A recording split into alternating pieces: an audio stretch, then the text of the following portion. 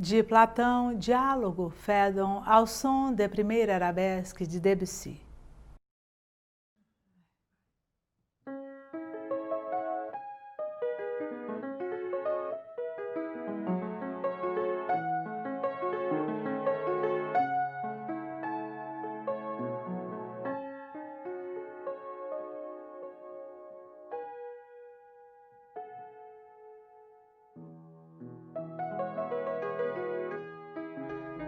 Quanto a Deus, falou Sócrates, ao que suponho, e a ideia da vida e a tudo o mais que possa haver de imortal, todos estão de acordo em que nunca podem perecer. Sim, por Zeus, todos os homens, respondeu, e com maioria de razões os próprios deuses. Era uma vez que o imortal é imperecível, a alma, sendo imortal, não terá de ser da mesma forma imperecível, forçosamente. Logo, como parece, ao aproximar-se dos homens a morte, o que neles for mortal terá de perecer, enquanto sua porção imortal cede o lugar à morte e continua sã e incorruptível. Claro, é certíssimo, por conseguinte, Sebete, continuou, ser a alma imortal e imperecível, e existirem realmente nossas almas no Hades. Enquanto a mim, Sócrates, falou Sebete, nada tenho a objetar contra teus argumentos, nem o que alegar para não admiti-los. Porém, no caso de Símias ou qualquer outro querer dizer alguma coisa, fará bem em não se conservar calado, pois não sei que melhor oportunidade do que essa poderá encontrar quem se dispõe a falar ou a ouvir, seja o que for a respeito destas questões. Eu também, falou Símia, não vejo razão para não aceitar o que foi dito. Dada, porém, a grandeza da matéria, e por não confiar muito na fraqueza da matéria, e por não confiar muito na fraqueza humana, sou forçado a declarar que ainda alimento algumas dúvidas com respeito ao que foi explanado. Não é só isso, Símias, falou Sócrates, como muito bem te exprimiste. Até mesmo nossas proposições iniciais, por dignas de confiança que pareçam, precisam ser consideradas mais a fundo. E uma vez suficientemente analisada, estou certo de que acompanhareis a argumentação, na medida da capacidade de compreensão do homem, até que tudo esclarecido, nada mais tenhais a investigar. É muito certo o que dizes, respondeu. Porém, devemos, senhores, considerar também o seguinte: se a alma for imortal, exigirá cuidados de nossa parte, não apenas nesta porção do tempo que denominamos vida, senão o tempo todo em universal, parecendo que se expõe a um grande perigo quem não atender esse aspecto da questão. Pois se a morte fosse o fim de tudo, que imensa vantagem não seria para os desonestos, com a morte livrarem-se do corpo e da ruindade muito própria juntamente com a alma. Agora, porém, que se nos revelou imortal, não resta à alma outra possibilidade, se não for tornar-se quanto possível melhor e mais sensata. Ao chegar ao Hades, nada mais leva consigo, a não ser a instrução e a educação, justamente ao que se diz o que mais favorece ou prejudica ao morto, desde o início de sua viagem para lá. O que contam é o seguinte: ao morrer alguém, o demônio que em vida lhe tocou, por sorte, se encarrega de levá-lo a um lugar em que se reúnem os mortos para serem julgados, e de onde são conduzidos para o Hades, com guias incumbidos de indicar-lhes o caminho. depois de terem o destino merecido e de lá permanecerem o tempo indispensável, outro guia os traz de volta, após numerosos e longos períodos de tempo.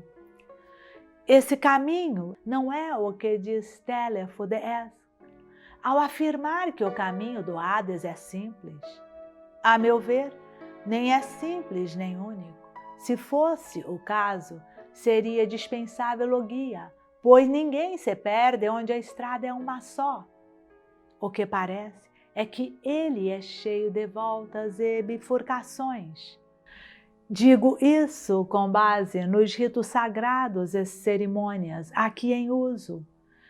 De qualquer forma, a alma prudente e moderada acompanha seu guia perfeitamente consciente do que se passa com ela. Mas, como disse há pouco, a que se agarra avidamente ao corpo, esvoaça durante muito tempo em torno dele e do mundo visível, e depois de grande relutância e de sofrimento sem conta, é por fim arrastada dali à força, e com dificuldade pelo demônio incumbido de conduzi-la. Uma vez alcançado o lugar em que se encontram outras almas, a que se acha impura pela prática do mal, de homicídios injustos ou de crimes semelhantes, irmãos daqueles e iguais aos que soem praticar almas irmãs. De uma alma como essa, todas se afastam, evitam-na, não havendo guia nem companheiro de jornada que com ela se associe. Tomada de grande perplexidade, vagueia por todos os lugares até escoar-se certo tempo, depois do que arrasta a necessidade para a moradia que lhe foi determinada. A que atravessou a vida com pureza e moderação e alcançou deuses por guias e companheiros de jornada, obtém moradia apropriada. A Terra apresenta um sem número de lugares maravilhosos, não sendo nem tão extensa nem da forma como a imagina, as que se comprazem em discorrer a seu respeito, conforme alguém me demonstrou. Nessa altura, falou Símias, que queres dizer com isso, Sócrates? Sobre a Terra eu também já ouvi dizer em muita coisa, porém não o de que te mostras convencido. De muito bom grado te ouviria falar a esse respeito. Para fazer essa descrição, Símias, não me parece necessária a arte de Glauco, mas o que se me afigura mais difícil do que a arte de Glauco é provar a sua veracidade. É possível até que me falte capacidade para tanto, porém mesmo que a tiver o pouquinho de vida que me resta, Símias, não chegaria para tão longa exposição. Contudo, não vejo impedimento em expor-te a ideia que faço da forma da Terra e de suas diferentes regiões. Será o suficiente, falou Símias.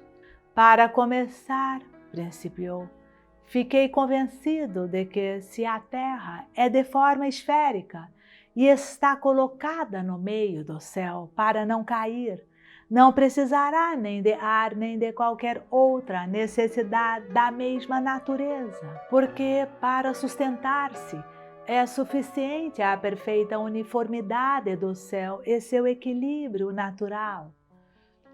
Pois uma coisa em equilíbrio no meio de qualquer elemento homogêneo não se inclinará no mínimo para nenhum lado, mas se conservará sempre fixa no mesmo estado.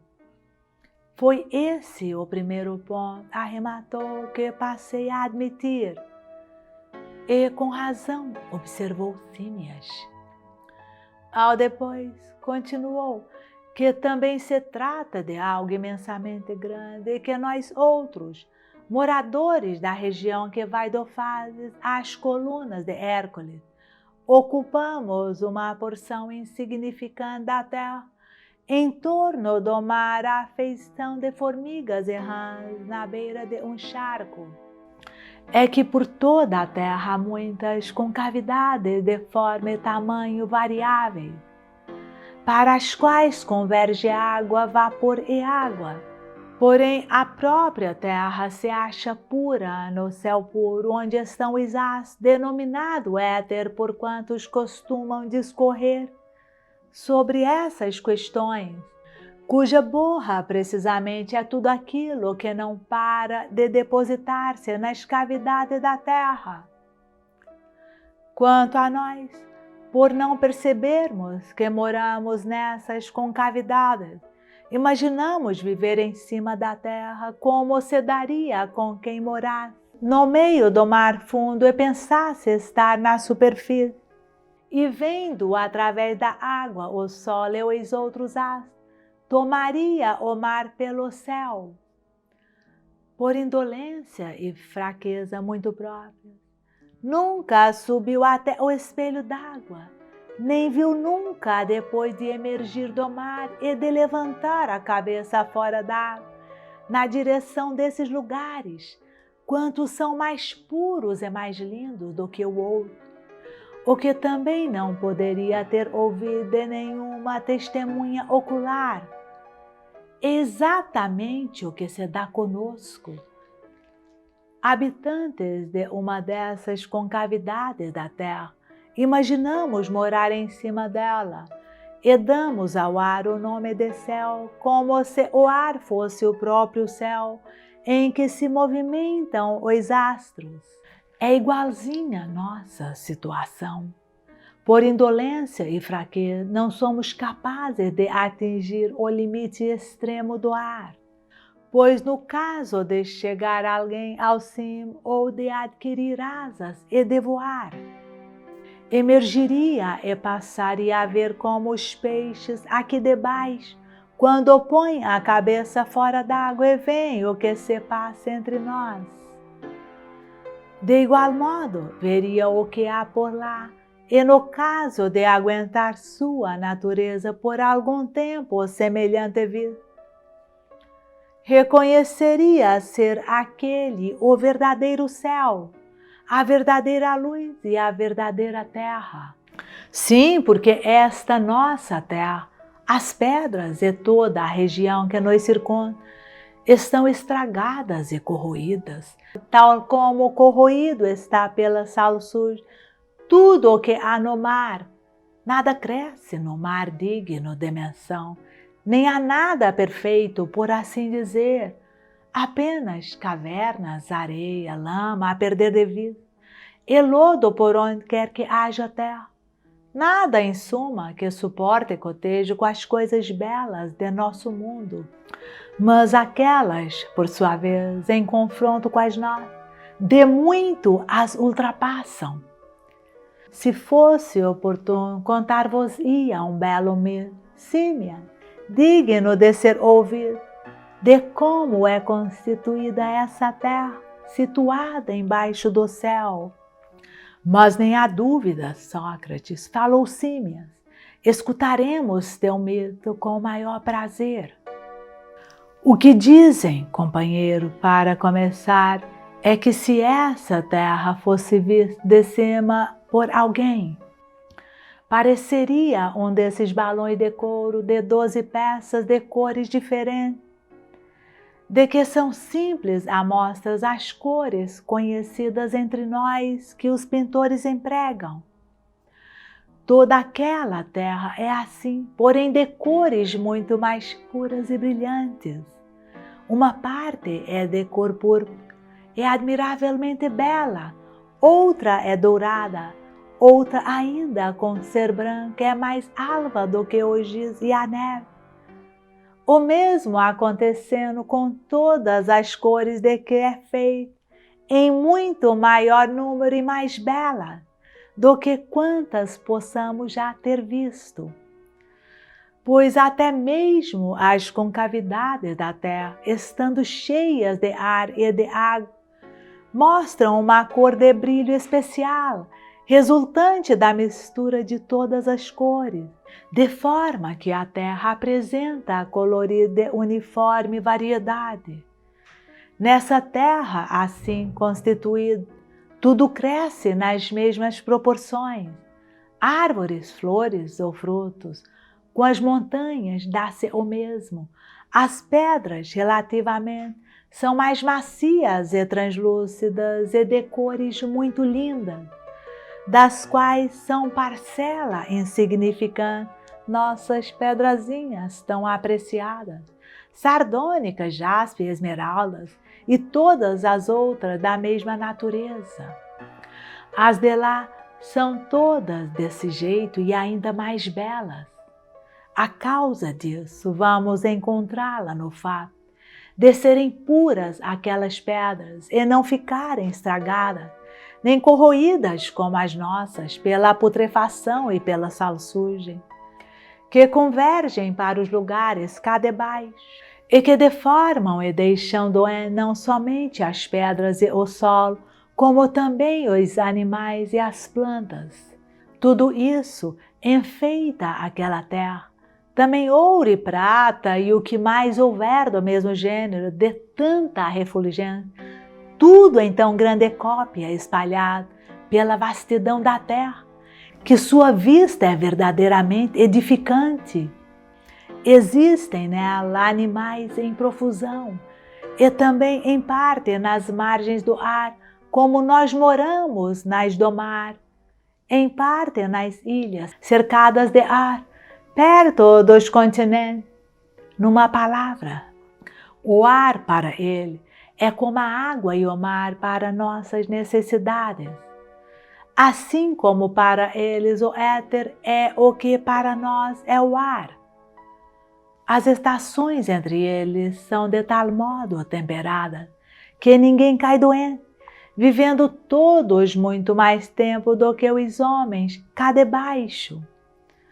Quanto à vista, o ouvido, o pensamento e demais atributos desse gênero, eles nos ultrapassam na mesma proporção em que o ar vence em pureza a água e o éter o próprio ar.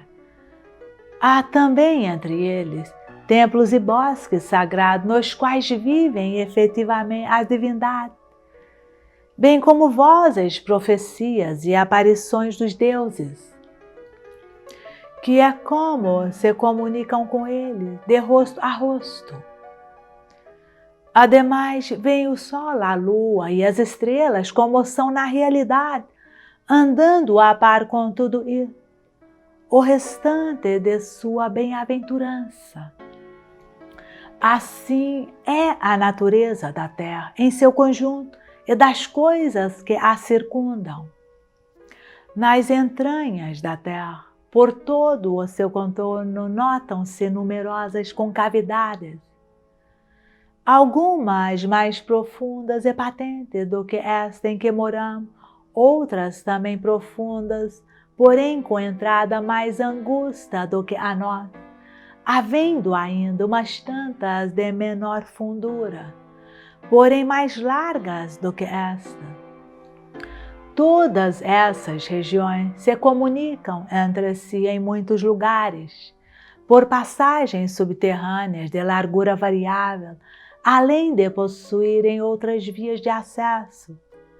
Muita água corre de uma para outra, como nos grandes vasos, havendo outros sim embaixo da terra, rios perenes de grandeza descomunal de água quente e fria, e também muito fogo e grandes rios de fogo, bem como correntes de lama líquida, ora mais limpa, ora mais suja, tal como antes da lava os rios de lama da Sicília e depois a própria lava.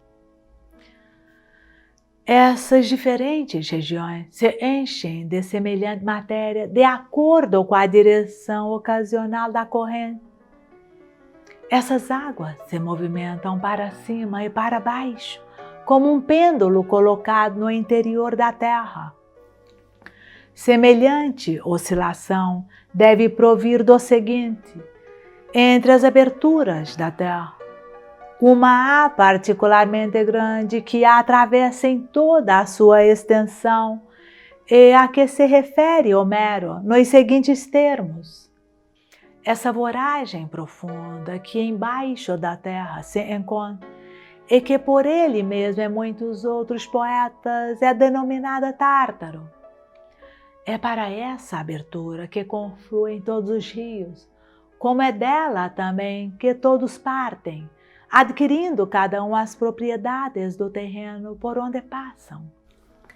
A razão de saírem todos os rios dessa abertura e de voltarem para ela é carecerem suas águas de fundo e de base, daí oscilarem e flutuarem para cima e para baixo. Concorrem para o mesmo efeito o ar e o vento que as envolvem, por acompanhá-las tanto quando se precipitam para as regiões do outro lado da terra, como quando se dirigem para o lado de cá. E assim como o sopro de quem respira se encontra em constante movimento na inspiração e na expiração, do mesmo modo o sopro predominante naquelas regiões, juntamente com as águas, quando entram e quando saem, produz ventos de irresistível violência. Ao se dirigirem as águas para os lugares que denominamos de baixo, afluem para os leitos das correntes desse lado e os enche, como nos sistemas de irrigação.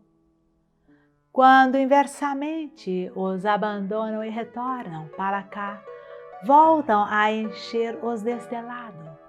Uma vez cheios, correm pelos canais e pela terra, seguindo as vias naturais do solo e passam a formar lagos, mares, rios e fontes.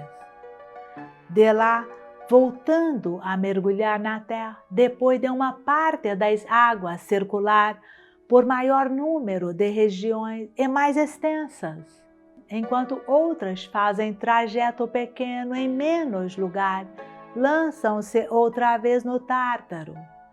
Algumas muito mais abaixo do nível em que corriam, outras um pouco menos, conquanto desemboquem todas muito abaixo do ponto de partida. Alguns rios irrompem do lado oposto da saída, outros do mesmo lado. Sim, casos há de descreverem um círculo completo, enrolando-se uma ou mais vezes em torno da terra. A feição de serpente descem o mais possível para de novo se lançarem no Tártaro. Os rios de ambos os lados podem baixar até o centro, porém não ultrapassá-lo, pois de cada lado a margem desses rios é de aclive acentuado. Há muitas outras caudais do mais variado aspecto, porém nessa multidão de rios há 4 particularmente, dos quais o maior é mais afastado do centro, denominado Oceano, circunda a terra inteira. De fronte deste, em sentido contrário, deflui o Aqueron, que além de atravessar muitas regiões desertas, corre por baixo da terra, até alcançar a Lagoa Querus, para onde vão as almas da maioria dos mortos, as quais, depois de ali permanecerem o tempo marcado pelo destino, umas mais, outras menos, são reenviadas para renascerem em animais. O terceiro rio irrompe dentre os 2 primeiros, para lançar-se perto de sua origem, num lugar amplo e cheio de fogo, onde forma um lago maior do que o nosso mar de água e lama fervente. Daí, torvo de tanta lama, descreve um círculo. E depois de contornar a terra e atravessar outros lugares, atinge o limite extremo da Lagoa Querus, sem que suas águas se misturem com as desta. Por fim, depois de muitas voltas sempre dentro da terra, lança-se na porção mais baixa do Tártaro. Esse é que tem o nome de Piriflegeton, cujas lavas jogam partículas incandescentes em diversos pontos da superfície da Terra. Defronte dele, por sua vez, desemboca o quarto rio, a princípio numa região selvática e pavorosa, e ao que se diz toda ela de colorido azul escuro, denominada Estígia, sendo chamada Estige, a lagoa em que ele vem lançar-se. Depois de nela cair e adquirir em suas águas propriedades terríveis, afunda pela terra, traçando volta sem conta em sentido contrário às do Periflegeton, com o qual vai defrontar-se no lado oposto da lagoa Querúzia. Suas águas também não se misturam com as outras, vindo ele a desaguar no Tártaro, defronte do Periflegeton. O nome desse rio, no dizer dos poetas, é Cócito, sendo essa a disposição natural dos rios, quando os mortos chegam ao local determinado para cada um o seu demônio particular. Antes de mais nada, são julgados, tanto os que levaram vida bela e santa como os que viveram mal. Os classificados como de procedimento mediano dirigem-se para o Aqueronte e sobem para as barcas que lhes são destinadas e que os transportam para a lagoa. Aí passam a residir e se purificam, e no caso de haverem cometido alguma falta, cumprem a pena imposta e são absolvidos ou recompensados de acordo com o mérito de cada um. Os reconhecidamente incuráveis, por causa da enormidade de seus crimes, roubos de templos repetidos e graves, homicídios iníquos e contra a lei, e muitos outros do mesmo tipo, que se cometem por aí, esses lançados no Tártaro à sorte merecida, de onde não sairão nunca mais. Os autores de faltas sanáveis, embora graves, seria o caso dos que, no momento de cólera, usaram de violência contra o pai ou a mãe, mas que se arrependeram o resto da vida, ou os que se tornaram homicidas por idênticos motivos. Todos terão fatalmente de ser lançados no Tártaro. Porém, 1 ano depois de ali cair, as ondas jogam os assassinos para o Cócito. E os culpados de violência contra o pai e a mãe para o Periflegetonte.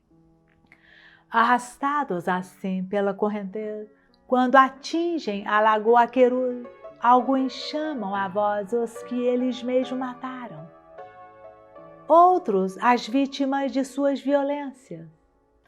E ao acorrerem todos a seus brados, imploram permissão de passar para a lagoa e de serem recebidos. Se conseguem com eles que os atendam, ingressam na lagoa, terminando logo ali seus sofrimentos. Caso contrário, são mais uma vez levados para o Tártaro, e deste novamente para os rios, prolongando-se dessa forma o castigo, até conseguirem o perdão de suas vítimas. Essa pena lhes é imposta pelos juízes. Por último, os que são reconhecidos como devido eminentemente santos ficam dispensados de permanecer nessas moradas subterrâneas e, como egressos da prisão, atingem as regiões puras e passam a residir na terra.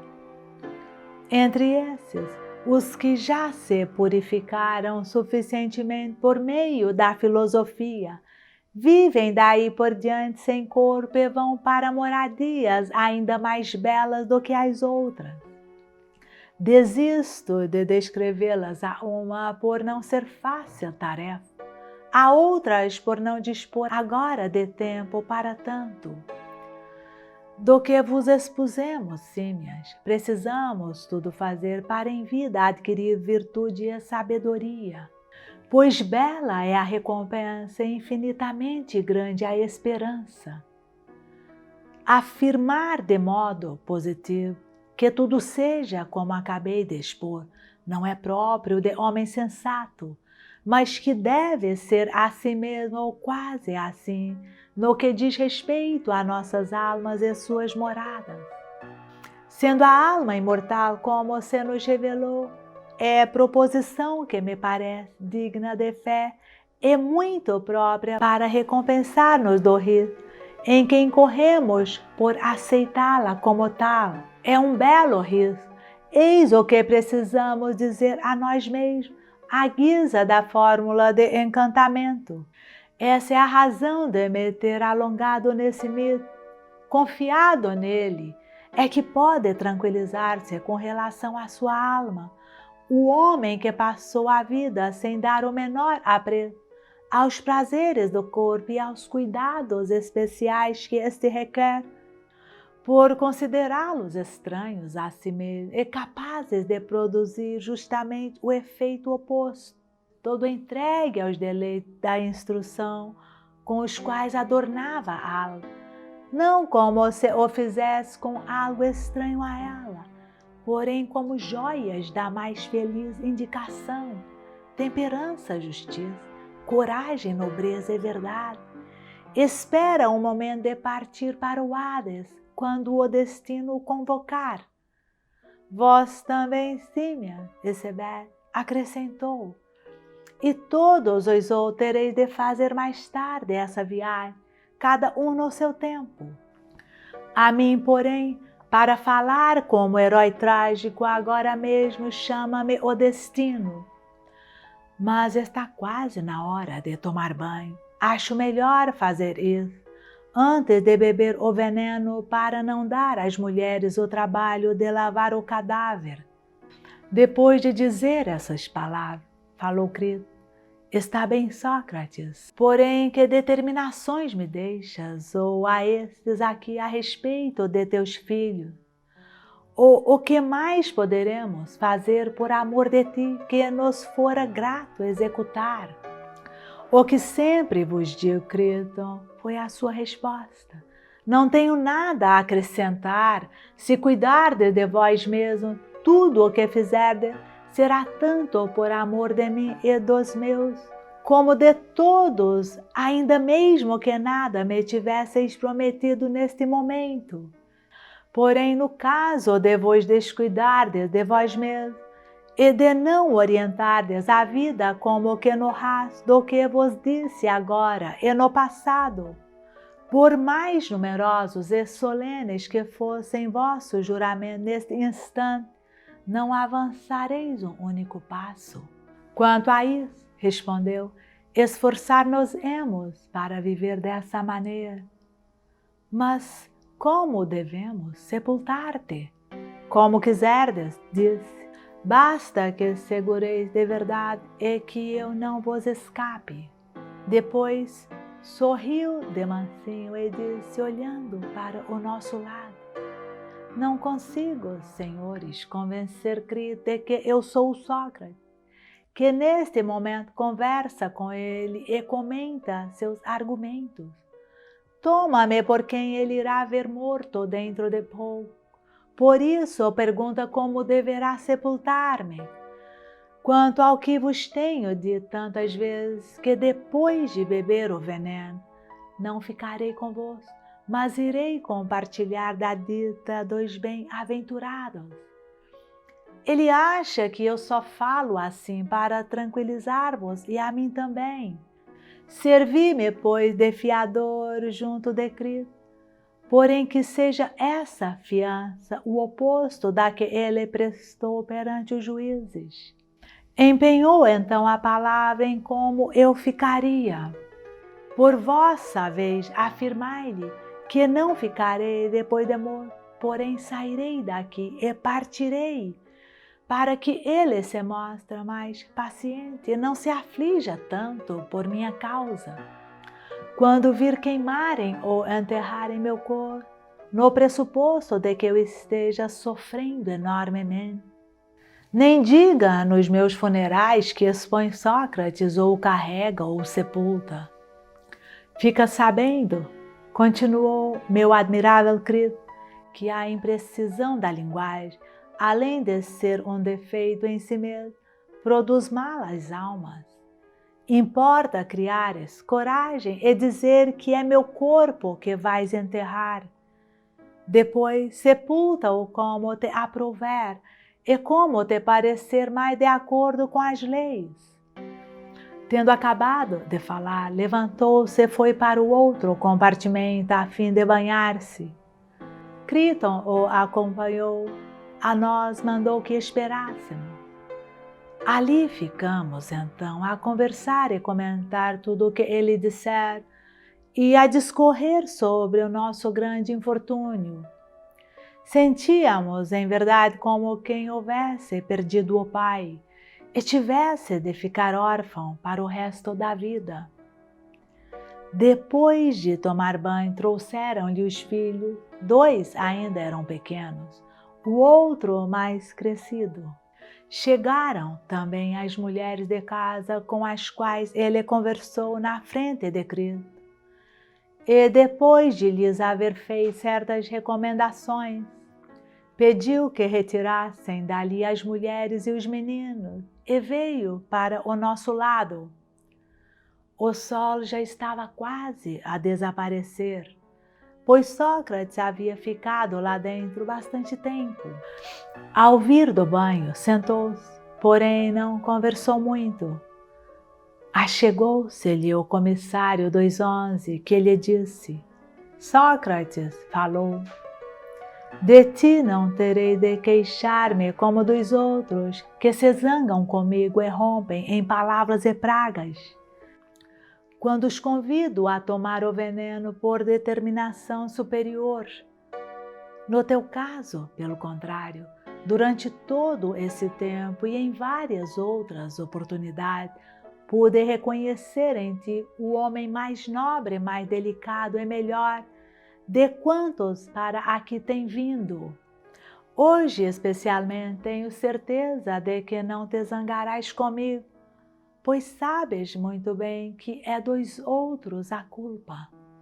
E agora, já que ficaste ciente do que vim anunciar-te, adeus, suporta o inevitável da melhor maneira possível. E desatando a chorar, deu as costas e retirou-se.